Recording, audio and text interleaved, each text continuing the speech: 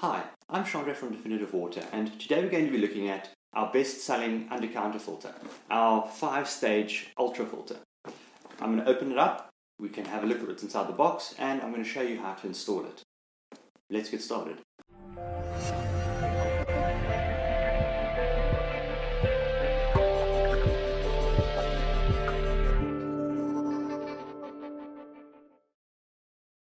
Okay, so let's first have a look at what's inside the box. So we'll start with the filter unit itself. Then we have the tap that comes with the unit. We have your ultra filter in its sealed packaging. We have 2 housing wrenches. We have a section of pipe which you're going to be using to connect both your tap connection for your clean water and obviously the water that feeds into the system itself. And then we have a small bag of fittings which includes all of your installation kit fittings. So that's everything that you'll have in your kit. Let's run through the system and see how we're going to be installing it. Okay, so let's run through what's in your box one more time. Your housing assembly of housings mounted onto the installation bracket, your pre-filters in plastic wrapping, obviously the plastic wrapping should be removed before installation, your sealed ultrafiltration membrane, again the membrane should be removed from its plastic before installation, your tap for filtered water, 2 housing wrenches, one for your membrane housing and one for your pre-filter housings, your section of 1/4-inch pipe for installation, and then finally your installation kit of fittings and your user manual, which has not been shown in this video. Okay, let's start with the filter unit itself. You'll find that the filter comes with all 3 of the filters already installed in the housings. However, they still all have their plastic packaging on them. So you'll see each filter is sealed in some plastic for hygiene purposes. You first have to remove this plastic before you continue with installation. So just make sure before we do anything, take out or unscrew your housing, take out your filters and remove the plastic. Okay, so once we've removed all the plastic from each of the filters, we can place them inside the housings and attach the housings to the filter bracket with the assembly at the top. So we'll start out with this melt blown sediment filter. You'll see each of the housings have either got a sticker with a photo or with a description on the front. So this white filter is your sediment filter, which is first in the order of your pre-filters. Second, you have your GAC filter, which is the white one with these blue or purple end caps. And then your final filter is your carbon block filter, which is a white filter, also with plastic end caps, and it's got sort of like a mesh covering on the outside. That comes third in your order of your pre-filters. So we very easily just then keeping the housings bottoms upright, you can then just screw them into the top bracket of the filter. So we do this for each of the housings.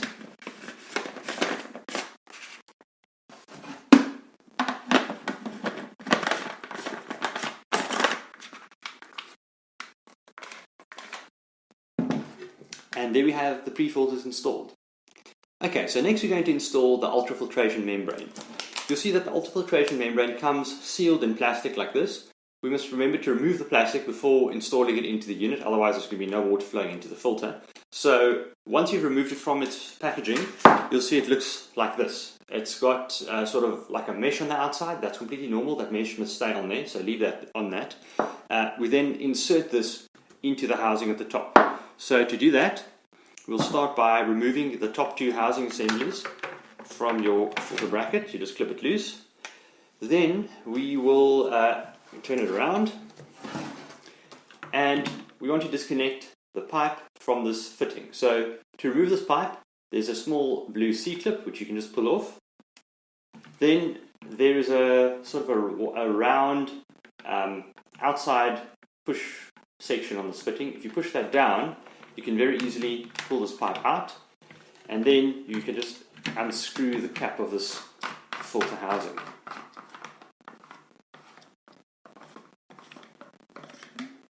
Once this is removed, you just place this with the mesh side first into the filter housing and make sure that it seals, and then you can just replace the cap of the housing.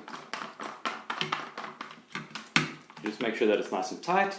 And then we use the smaller of the two wrenches to just give it a good tighten to make sure that it's sealed.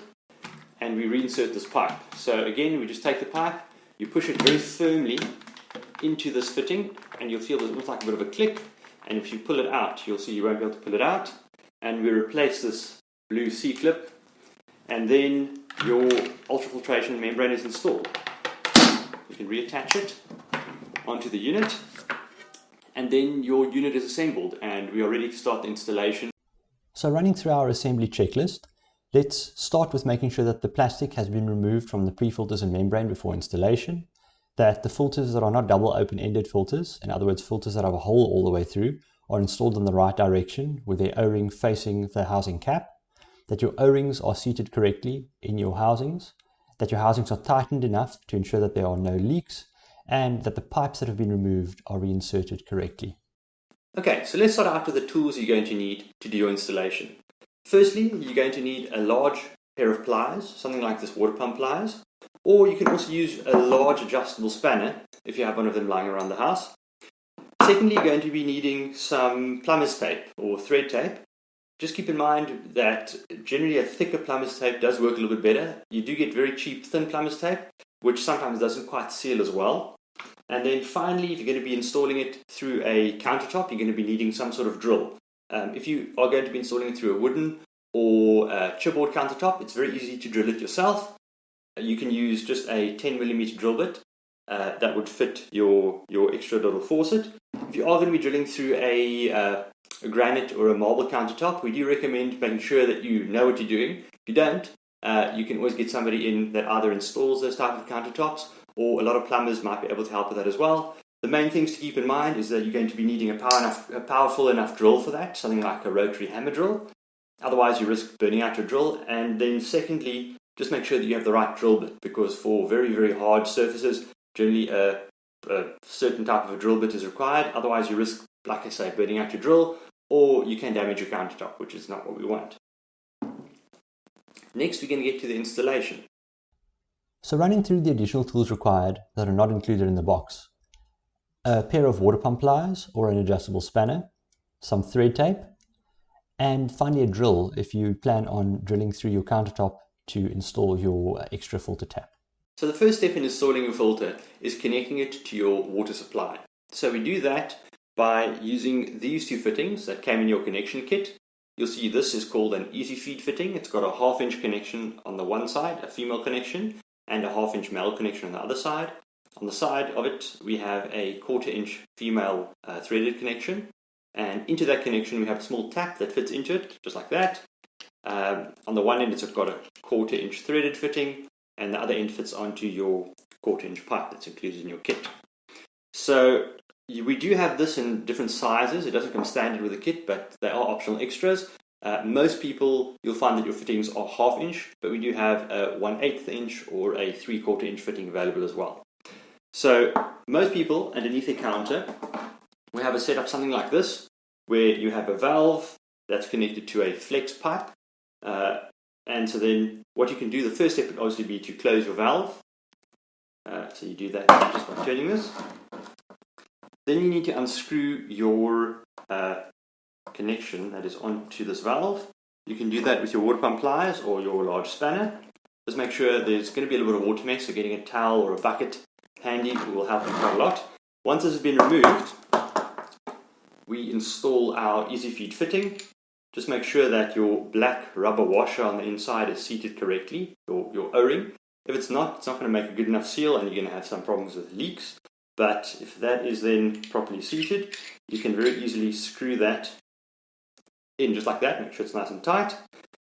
You can then reattach your flex pipe to the other end.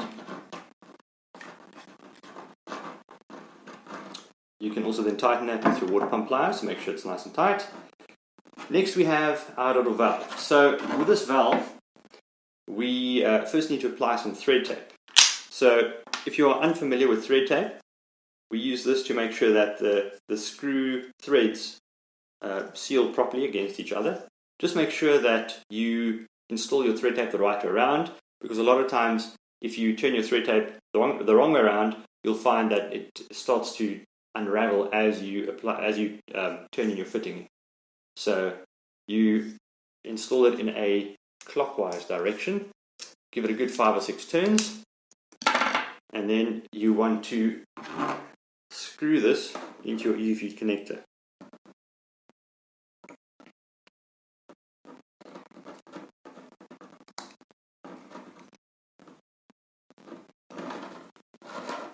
There we go. So what you can do now is you can close this blue tap. So it's closed when it's perpendicular to your pipe. If it's in line with your pipe, then your tap fitting is open. So if we close it, we can then reopen this valve, which would be connected into your wall. I recommend doing that first before going any further, because then you can very easily see if you've made any mistakes or if there's any leaks. It's much easier to fix it now than to come back later if you've got an issue with leaks. So open up your tap, leave it for a couple of seconds or minutes, and if you've got no leaks, you're good to go on to the next step. So the next step in the installation process is connecting this fitting through to your filtration system. So we do that using the section of pipe that's included in your installation kit. Just keep in mind that we usually recommend connecting this entire length of pipe onto this fitting and then measuring out how far away you want to install your filtration system and cutting it off there. If you cut it ahead of time, a lot of times you might find that you've cut the pipe too short, and in that case it becomes very difficult to move this around, or when it comes time to replace your filters it might be a bit of an inconvenience. So just for the sake of this installation video, I have cut a short section of pipe earlier. So we want to attach this pipe onto this fitting. So we do that by first removing the nut that's on this fitting. We can then, so you'll see the nut's got two ends. The one end is pointy, the other end is sort of flat. The pointy end goes towards your section of pipe. You push the pipe through, and then you take the pipe and you push it over the barb on the end of this fitting. So you must go over that hump, and then you tighten the nut around the fitting. Make sure it's firmly tight. You can use a spanner or a pair of pliers to make sure that it's nice and tight. So what this fitting does is it squeezes your pipe up against the fitting and prevents any leaks, and it prevents your pipe from maybe shooting off of your fitting if there's a high pressure that's applied to the fitting. So once you've done that, the other end of your pipe goes into your filtration system. So you'll see there's two connectors or two open fittings on the filtration system. One that's lower down here and one that's up here at the top on your taste and odor filter. The one that's lower down is your input water fitting. So that is where your municipal water or your dirty water is going to go into your filter, and your clean water is going to come out of the top through your taste and odor filter out of that fitting. If you also look carefully, you'll see that the unit has on the bottom, at this bottom input fitting, got a in section molded in there. So it says in on the housing itself. So that is where your input water goes. So we start by removing this little blue C-clip. Next we take the other end of this pipe that we just connected, like I said, cut to the right length, and then you take this pipe and we firmly push it into the fitting. So this is an easy fitting, so it's just a matter of making sure that you push it through all the way. If you push it in all the way and you feel almost like a bit of a click, it's gone all the way in. If you try and pull it out, you'll see it doesn't come out. There's little barbs that hold it, and we can then put that C-clip back on. If you do find that there is a leak at this fitting, just try and push it a little bit further in, and there's just a little O-ring inside that needs to push by to make sure that it seals correctly. Okay, so the final step in connecting your filtration system up is connecting your tap. So let's start with the small bag of fittings. So you'll find that there's a small bag that comes inside the same box as your tap. If you empty this out, you can see what's inside here. So firstly, there are two small white fittings. There's a pointy one and a round one. These are used for your compression fittings for this tap, so make sure you don't lose those two. Next, you'll find two rubber washers. Then you have a base sort of cap for your tap. And then finally, there's a hand tightening nut. So you don't need any special tools or anything. You can just screw this on with your fingers. You'll also find a bracket like this. This bracket is if you want to mount your tap up against the wall instead of having it through a table or through a countertop. I'm going to be using this as a demonstration instead of a table. It just makes it a lot easier to see exactly how it should be installed. And And then obviously finally we have the tap, the faucet itself. You'll see it's got a small nut on the bottom. So we're going to start by removing this nut. And then we are going to start first by taking this little finishing cap ring thing at the bottom. We push that on first. Obviously it's got some plastic on to prevent scratches. You can remove that just to make sure that it's nice and clean, that it doesn't get scratched. You can remove it now, or you can remove it once you've installed the tap. Next you're going to use one of these rubber washers, push it through. Then you're going to take this tap assembly and you're going to push it through the hole that you've made either in your countertop or through this bracket. Next you're going to use your other rubber washer, push it through, and then finally you've got your nut. So the nut you can just screw on, and so with this we want to make sure that it's tightened firmly enough that the tap doesn't move at all. So we just tighten it nicely like that. You'll see the tap is quite sturdy. You can always give it another tighten. So once this is then connected up to your countertop, you can make sure it's sturdy. Then next we're going to go onto the pipe that's going to fit between this and your filter. So I've got a section of pipe here with me that I've cut earlier. We're first going to start out with this nut that we've removed from the tap. So you'll see it's got the flat side with the small hole and the round side with the thread. The flat side of the small hole is the side that we're going to face the fitting towards the pipe, and we're first going to put that on. Next we have the small round ring that you use for your compression fitting that fits over the pipe, and then finally you have this small pointy fitting with the one flat end which goes into the pipe. So you'll see it looks something like that. You can see what that looks like. Then you can just move the ring along and your nut up, and this is then going to screw into the bottom of your pipe, of your tap. So you place this inside and you screw that on. So it's important that this is screwed on very tightly. So you can use a spanner or a pair of pliers to make sure that that is tightened all the way on. And that's going to prevent this from pulling off if there's high pressure. Then the other end of your pipe, you're going to want to insert into your filtration system. So we'll put it onto the open fitting at the end of your taste and odor filter. Again, we start by removing your blue C-clip. You push the pipe just into the fitting nice and firmly. Make sure that you feel almost like a click, and then we're going to replace the C-clip. So it should be nice and sturdy. You can give it a light tug and make sure it's not going anywhere, and then your system is connected. So after your system is connected, before we turn on the water, there are a couple of checks that we want to do. Firstly, we want to check all of the piping that we've removed or inserted, make sure that it's firmly in place. So I like to give everything a good push in, make sure that nothing is moving anywhere. Secondly, we want to make sure that all of the housings are tightened properly. So obviously we have these two housing spanners that come with your kit. The large one is for the housings at the bottom, so it's always good to give them a good tighten. Ooh, just make sure it's the right way around.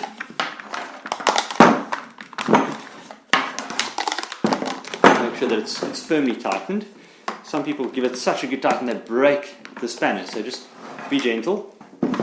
And then with this, obviously we checked this earlier to make sure it was nice and tight, but I recommend just making sure that there's no leaks. And then finally you're going to want to turn on your inlet water valve. So you'll see this little blue tap. If this tap section is facing perpendicular to your pipe, then your tap is closed. If it's facing in line with your pipe, then it's open. So you can open this and then also open up your tap. So this you just turn to make sure that it's open. And then you're going to want to obviously let all of the air out of the system, because the system is full of air, and it's going to take maybe a minute just for the water to run through everything, to fill it up with water. And then so you're going to just have a little bit of air coming out initially. And then once water starts coming out, you'll find that the water might be a little bit black from the carbon particles, might also have a bit of a funny smell because the ultrafiltration membrane has got a preservative in it to make sure that it's to preserve it while it's being stored and being transported. But after you've let this flush for between 5 and 10 minutes, then your water should be good to go. So running through the final check after your filters have been connected and installed, you would want to ensure that your housings are tightened so that there are no leaks, that your pipes are correctly inserted, again, so that there are no leaks. You must ensure that there are no leaks at the water feed fittings that connect underneath your counter to your current tap fittings.